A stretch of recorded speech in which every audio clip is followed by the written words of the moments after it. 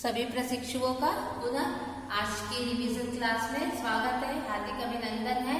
जैसा कि पिछली कक्षा में मैंने आपको बताया था सहस्रावस्था की क्या विशेषता है और इस समय शिक्षा का स्वरूप क्या होना चाहिए। आज हम देखेंगे रिवीजन क्लास के तहत की बाल्यावस्था की क्या विशेषता है और उसमें शिक्षा का स्वरूप कैसा होना चाहिए। विशेषकर हम आज देखेंगे बाल्यावस्था की विशेषता। ठीक है, चलिए हम लोग इस पर चर्चा करते हैं। तो आज का हमारा टॉपिक क्या है? Childhood stage. ठीक है, बाल्यावस्था।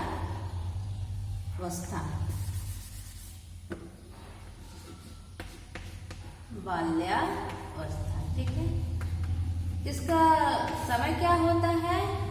6 से 12 वर्ष। ठीक, 6 से 12 वर्ष। अर्थात कहने का तात्पर्य क्या है कि इस अवस्था में, जो कि 6 से 12 वर्ष की अवस्था बच्चों की होती है, बहुत ही स्वर्णिम काल होता है, गोल्डन एज होता है बच्चों के विकास की। जैसे कि शैशवावस्था में हर चीज रैपिड होता है, ठीक, तो इस अवस्था तक आते आते भी विकास जारी रहता है, लेकिन उसकी गति क्या हो जाती है? थोड़ी धीमी होती है। लेकिन ये भी बच्चे को आगे परिपक्व होने में महत्वपूर्ण भूमिका अदा करती है ये अवस्था। इसलिए ये बहुत ही महत्वपूर्ण अवस्था है शैशवावस्था की भांति। ठीक है, चलिए अब हम देखते हैं कि इसकी क्या क्या विशेषता है इस अवस्था की। आप बालकों में कौन कौन से लक्षण देखेंगे तो आप समझेंगे कि ये बच्चे क्या हैं? बाल्यावस्था में हैं। ठीक है, इसकी क्या है विशेषता? कैरेक्टरिस्टिक, विशेषताएं। ठीक है, कैरेक्टरिस्टिक्स क्या है? कैरेक्टरिस्टिक्स पहली विशेषता है कि शारीरिक और मानसिक स्थिरता। ठीक है, शारीरिक और मानसिक स्थिरता। ठीक है, मानसिक स्थिरता। जो विकास शैशवावस्था में हो रहा था, मानसिक स्थिरता। ठीक है, अर्थात कहने का तात्पर्य क्या है कि जो शैशवावस्था में बहुत रैपिड गति से क्या हो रहा था? शारीरिक और मानसिक विकास बहुत तेजी से हो रहा था। जो वो क्या होता है? इस अवस्था में क्या होती है? उसकी गति क्या हो जाती है? थोड़ी सी धीमी हो जाती है, बहुत रैपिड नहीं रहता है। मानसिक विकास भी होता है लेकिन उसकी गति धीमी रहती है, शारीरिक विकास भी होता है लेकिन उसकी गति क्या रहती है? धीमी रहती है। और ये सब बच्चे को परिपक्वता की ओर लेकर के जाती है। ठीक है, तो इस अवस्था के बच्चे में आप देखेंगे कि बहुत रैपिड डेवलपमेंट नहीं हो रहा है शारीरिक और मानसिक स्थिति का। ठीक है, चलिए अब हम देखते हैं कि दूसरी विशेषता क्या है इस अवस्था की। ठीक है, दूसरी विशेषता इस अवस्था की ये है कि इस अवस्था में क्या होता है? मानसिक योग्यताओं में वृद्धि होती है। मानसिक योग्यता में वृद्धि। ठीक है, योग्यता में वृद्धि, मानसिक योग्यता में वृद्धि। कहने का तात्पर्य ये है कि मानसिक योग्यता तो बढ़ती है लेकिन बहुत ही रैपिड नहीं होती है। बच्चे क्या करते हैं? उनमें चिंतन, तर्क शक्ति, उसके बाद क्रियात्मकता आदि विकसित होते रहते हैं। जैसे कि कहा जाने की शैशवावस्था में 95% मस्तिष्क का विकास हो जाता है, मेंटल डेवलपमेंट हो जाता है, लेकिन बाल्यावस्था में भी क्या होता है? मानसिक विकास होता ही रहता है। इसमें क्या होता है? बच्चे की चिंतन बढ़ती है, उसकी तर्क क्षमता बढ़ती है, उसकी क्रियात्मकता बढ़ती है, ठीक है। उसमें विचार विमर्श की क्षमता धीरे धीरे क्या होती है, बढ़ने लगती है, जो कि आगे की अवस्था में और ही बढ़िया से डेवलप होता है। ठीक है, चलिए अब हम आगे की और विशेषता पर नजर डालते हैं कि इस अवस्था के बच्चों में और कौन सी विशेषता देखने को हमें मिलेगी। तो हम कहेंगे कि ये बच्चा किस अवस्था में है, बाल्यावस्था में है। ठीक है, इस अवस्था में क्या होता है, जिज्ञासा की प्रबलता रहती है। जिज्ञासा की प्रबलता, जैसे कि शैशवावस्था में भी बच्चा क्या होता है, जिज्ञासु होता है। इस अवस्था में भी बच्चे की क्या होती है, जिज्ञासा बनी रहती है। वो विभिन्न प्रकार के प्रश्न करता है, कैसे हुआ, क्यों हुआ, कब हुआ, ये क्या है, वो क्या है, इस तरह के बहुत सारे प्रश्न बच्चा करता है।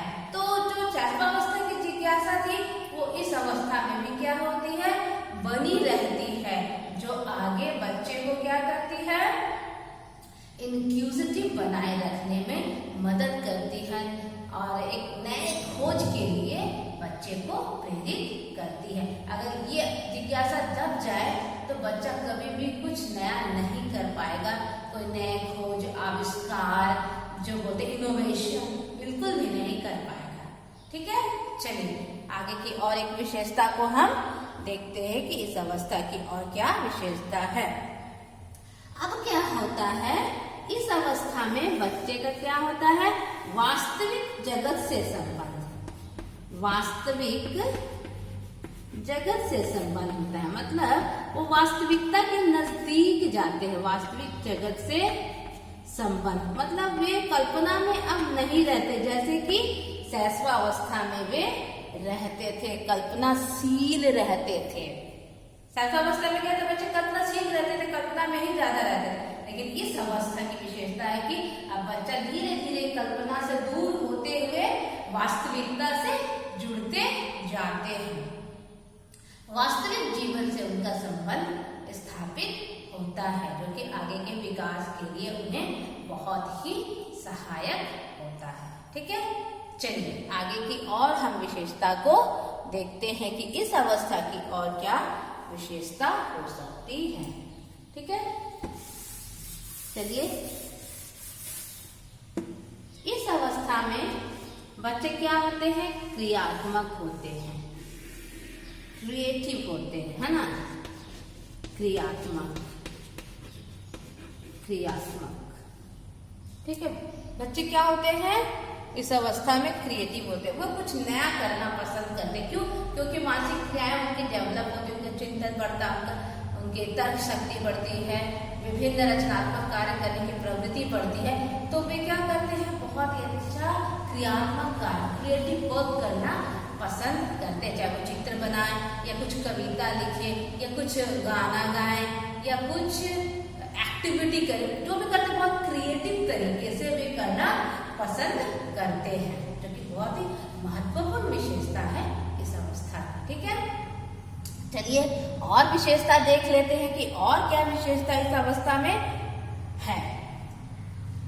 और आगे की विशेषता है कि इस अवस्था में क्या हो जाता है, बच्चे धीरे धीरे क्या होते हैं, सामाजिक होने लगते हैं, सोशल होने लगते हैं। इनमें जो सामाजिक गुण है वो धीरे धीरे क्या होता है, विकसित होने लगता है। बाल्यावस्था में बच्चे क्या होते हैं, सामाजिक होने लगते हैं, वे वास्तविकता से जुड़ने लगते हैं तो सामाजिक होने लगते हैं। उनमें सहयोग की भावना, सद्भाव की भावना, नैतिक आचरण आदि धीरे धीरे क्या होते हैं, विकसित होने लगते हैं। ठीक है, चलिए एक और विशेषता देखते हैं, फिर आगे की कक्षा में हम आगे की विशेषताओं पर हम नजर डालें। अब क्या होता है, बच्चे क्या करते हैं, समूह में रहना पसंद करते हैं, समूह में रहना। ठीक है, जैसे जैसे बच्चा इस अवस्था की ओर अग्रसर होते हैं वे क्या करते हैं, अपने दोस्तों के साथ, अपने मित्रों के साथ समूह में रहना पसंद करते थे। अब वे सिर्फ अपने लिए नहीं सोचते हैं, वे अन्य के विषय में भी थोड़ा थोड़ा सोचना आरंभ करते हैं। अब वो सेल्फ सेंटर नहीं होकर के अपने दोस्तों के विषय में भी, माता पिता रिश्तेदारों के विषय में भी सोचना आरंभ करते हैं और वो समूह में रहना पसंद करते हैं। कोई भी कार्य वो समूह में रहकर करना पसंद करते हैं। ठीक है, तो आज की कक्षा में इतना ही। आगे की कक्षा में अर्थात कल मैं शेष बचे हुए विशेषताओं का जिक्र करूंगी। आप इसी तरह बने रहिए। कोई प्रश्न हो तो मुझसे आप पूछ सकते हैं बेझिझक, व्हाट्सएप पर, फोन कॉल के माध्यम से। आपको जैसे अच्छा लगे आप मुझसे अपनी जिज्ञासा को व्यक्त कर सकते हैं। मैं सदा आपके उत्तर देने के लिए हमेशा आपके लिए उपस्थित रहूंगी। बहुत बहुत